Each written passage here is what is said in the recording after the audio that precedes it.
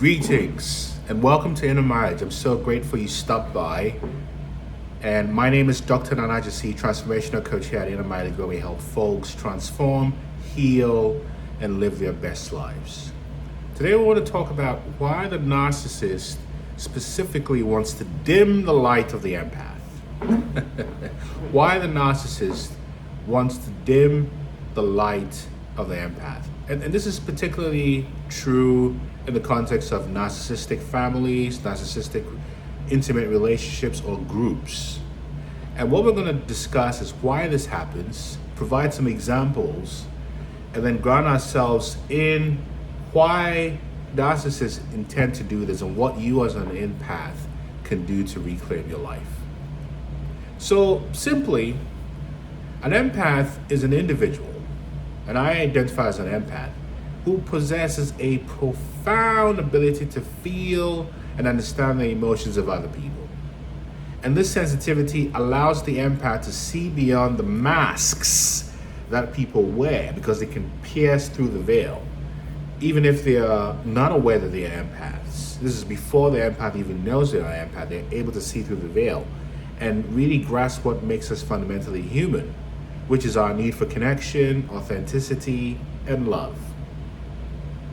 And these qualities are a threat to narcissists because they are dark entities, traumatized, broken people who have no empathy because they are a shell of people and they are unable to do this.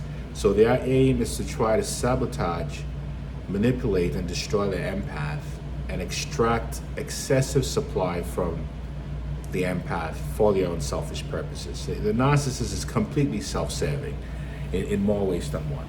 So let's go into the tactics that narcissists use or employ to sow seeds of doubt, to kill the self-belief in the empath. And remember, the empath is really somebody who naturally is self-confident because they ultimately are driven by an internal voice that they always listen to, even before they are aware that they are an empath or a starseed or a light worker. And this voice makes the empath stand apart because socially, most of us are more inclined to conform and act as others for social proof, social acceptance. Yet the empath is one who is very comfortable in their independent way of thinking. In many ways may even appear to be a maverick. And this is really threatening to the narcissist who has no confidence and is threatened by the innate self-belief and confidence of the empath. So some of the tactics that the narcissist will use, these are real psychological weapons, include the following. One, gaslighting.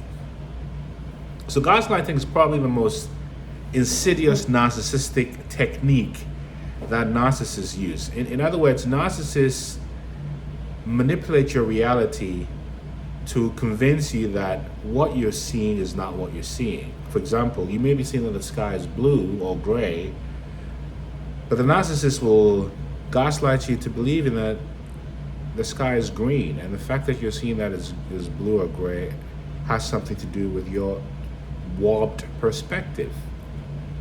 That's how they gaslight you. Or they might say things if they've done something wrong. I never said that. You're too sensitive. Or you're imagining things. Particularly when you point out hurtful behavior. Oh, I was just joking. It was just a joke. It was just a joke. You're too sensitive. Over time, this constant denial and distortion causes the empath to doubt memory and perception.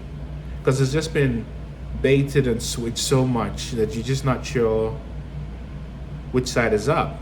Because you don't expect that there's a human just like you who intentionally and deliberately distorts reality for selfish purposes. You see, for example, in the American Journal of Family Therapy, there's a 2019 article that shows that victims of gaslighting show profound confusion and self-doubt. So there's evidence from a framework that this does happen. The next tactic that the narcissist uses is projection. And what they do is they would often project their own negative traits or emotions onto you as the empath. And they accuse you of being selfish, controlling, or manipulative, when in fact, these are the things that they do. The narcissist will accuse you and blame you for things you didn't do because those are the things they do. Anything the narcissist blames you for, accuses you of, is actually something that they do. It's a projection. And by doing this, the narcissist deflects responsibility and keeps you, the empath, in a constant state of self-blame and doubt.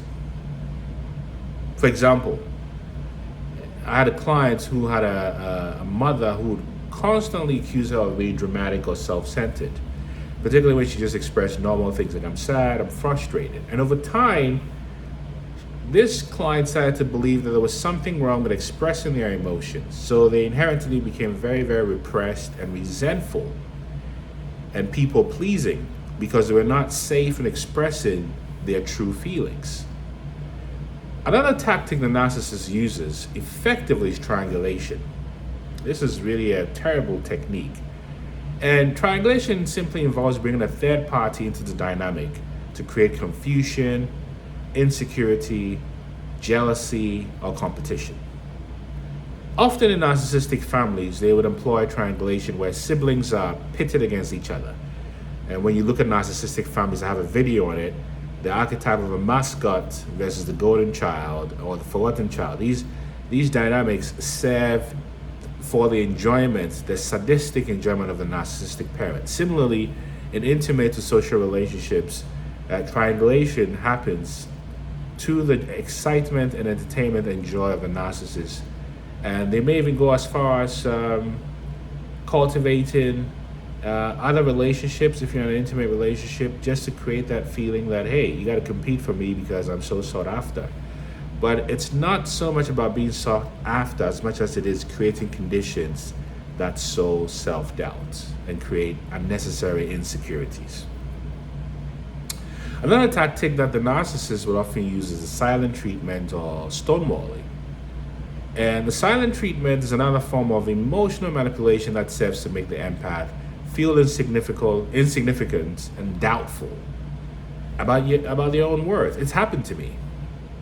And when you confront the narcissist about this behavior, the narcissist might suddenly become very cold or unresponsive, using silence as a weapon to punish you, the empath, for seeking accountability. For example, in intimate relationships, I've had clients who've told me that the narcissistic partner refused to speak to them for days, particularly after a disagreement or a difference of opinion.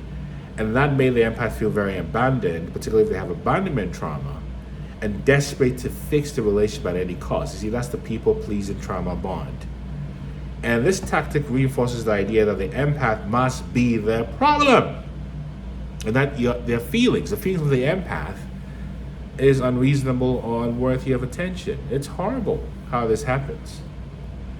Another tactic is the use of flying monkeys. So this term describes the narcissist's use of other people to do their bidding. Spreading lies, gossip, the smear campaign, where they create fantastical stories about you that have no truth and no reality, simply designed to destroy your reputation, to isolate you, and to damage any capability of you being a normal person. And these flying monkeys are people, friends that are used, they're often unwitting but very dangerous participants because they believe the narcissist's charms and lies. For example, in my experience, I felt in a work situation where a boss enrolled other senior leaders because they were uncomfortable with my ability to produce a playbook I did on my own, whereas in the fiscal year was done by several people. This is very threatening. So my talent created insecurity, and that insecurity was projected back to me to create insecurity in me by enrolling other senior flying monkeys to criticize the work I was doing, even though there was nothing to criticize. There's more critique around process, not content or efficacy, you see? So let's go into some examples of how uh, these dynamics play out. So in narcissistic families, for example, these tactics are very amplified. And I grew up in a narcissistic family. Imagine being in a household where the narcissistic parent constantly invalidates the child's feelings, projecting their own inadequacies to the child. And they may be doing this because this parent was treated the same way by their parent, who was treated the same way by their parents, and on and on and on. And you find that this child who's often scapegoated grows up internalizing the belief that they are not good enough. I felt that way. Always walking on eggshells to avoid critique or punishment. I remember a specific example with a client I have. Let's call this client Jack. So Jack was raised in a family where their mother was sort of the classic covert narcissist. And the mother would praise Jack's achievements to outsiders, but privately really undermined Jack's confidence by saying, "Don't get too full of yourself. You know you're not that smart." And over the years, Jack began to internalize these mixed messages and grew up riddled with incredible self-doubt. So the mother would praise Jack because it gave them narcissistic supply. "Oh, you must be a great mother for raising a great child." But was threatened by Jack, so would project their insecurities to Jack privately. You see, it's a very dastardly thing. I've also had clients who, in work environments, and this has actually happened to me several times, where narcissistic groups, particularly people with power and influence, will band together to undermine your credibility. For instance, in a team setting or a group setting, a team leader with narcissistic tendencies may feel threatened by you because you have genuine relationships and you have credibility and you're well regarded. And this leader may feel very, very threatened by that. So to maintain control, the leader will start a smear campaign, suggesting that you're not a team player, you're this and that. All designed to turn people against you because they don't understand how you could embody this place of self-confidence and self-belief. Now, we've covered why it happens, how it happens, why narcissists aim to dim the light of empaths, because narcissists are simply threatened by the natural talents and abilities of an empath. And ultimately, the empath may be stuck in this cycle or spell for a very long time because it's actually part of a generational trauma until the empath has gotten so tired of their pain, they begin to look internally, which is where they begin to wake up to the truth of who they are. Now, you may be asking yourself, well, what can I do to break myself free from this spell of narcissistic abuse that is designed to create self-doubt? Well, there's some things you can do. The first thing is awareness. Recognize the manipulation tactics. So you need to educate yourself on what it is, what is narcissistic abuse, what is narcissistic personality disorder, what's a hijackal. This is a trademark term by a great therapist who has frameworked this very, very clearly. And when you begin to understand the traits and characteristics, you begin to very clearly see the behaviors and tactics when they're happening. Because awareness is the first step to healing. And when you see gaslighting or triangulation for what it is, a tool to manipulate and control you, you begin to detach emotionally. And you're not again. I'm not doing this anymore. I can't. You're not doing this to you anymore. The second thing to do is to reaffirm your reality. In other words, nobody should have the power or believe they have the autonomy or power to tell you what your reality is. Reaffirm your reality. Start by trusting your own experiences again. Journaling can be a very powerful tool to document your emotions, particularly when you're confronted with gaslighting and things of that nature. And having a written record can really ground you in your reality. Certainly, several therapeutic techniques like cognitive behavioral therapy or working with a coach or therapist or mental health professional who has the training and certifications but has also been through narcissistic abuse can be a very good way to free yourself, because although you can heal yourself, it's helpful to engage with people who have walked the walk already. Now, you don't want to spend too much time or waste time talking to people about narcissistic abuse who won't get it, because you would sound crazy. But find a network of people that you can rely on, who are firm, not people you rely on, people who can affirm and lift you up and see your worth. And certainly I'm here to help you with that. Following that, you want to be very clear on your boundaries with the narcissists, whether they're groups or individuals. You want to establish strong emotional and physical boundaries. This could mean limiting contact. I've done that. Or going no contact, if you can do so, especially in extreme cases. Protecting your energy is so essential. And I'm sure many of you are familiar with the work of Dr. Ramani Duvasola. She's a psychologist who specializes in narcissistic abuse. She says, very clear, and I paraphrase, the only way to win with a toxic person is not to play. Don't get caught up. And then the final point of reclaiming your strength is to reclaim your light. Reclaim your light and purpose. See, you are very resilient as an empath. And every act of self-care, every boundary set, every reaffirmation is a step back to claiming your power. And understand that narcissistic abuse is not a reflection of your self-worth, but is a testament to your light, which is why you attracted these dark energies. Because you have a light that is so bright that it threatens to expose the darkness of the narcissist, simply put. And engaging in practices like mindfulness, meditation, and self-compassion can help you reconnect with your authentic self. So let's go into some things you can begin to do to empower yourself. You see, your light is your power. And the narcissists aim to dim it because they fear it. They fear what it reveals about them. You see, when you're in the presence of a narcissist, your light triggers their demons. And this is not just a spiritual reference, but it's also psychological proof. It's a psychotherapeutic proof, evidence-based proof that narcissists are triggered by well-balanced people, even if traumatized, which is why they become predators and attached to empaths, because the empaths feed them with vital energetic supplies, something that the dark energetic entities in the narcissist cannot embody. Because the narcissist becomes a narcissist because they are deeply broken, deeply traumatized. And this happened because they had a narcissistic parent. So the narcissist is actually living their generational curse.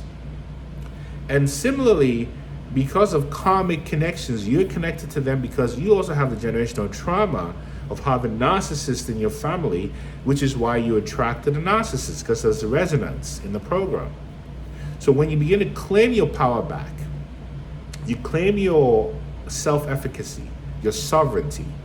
Effectively, what you're doing is something that your parents couldn't do, and a line of about 1,000 ancestors before you, 4 grandparents, the 8 before, the 16 before, the 32 before, the 64 before, the 128 before, the 256 before, and the 512 before. That's 7 generations according to the National Institute of Health. Who could not break the cycle that you get to break? So know this.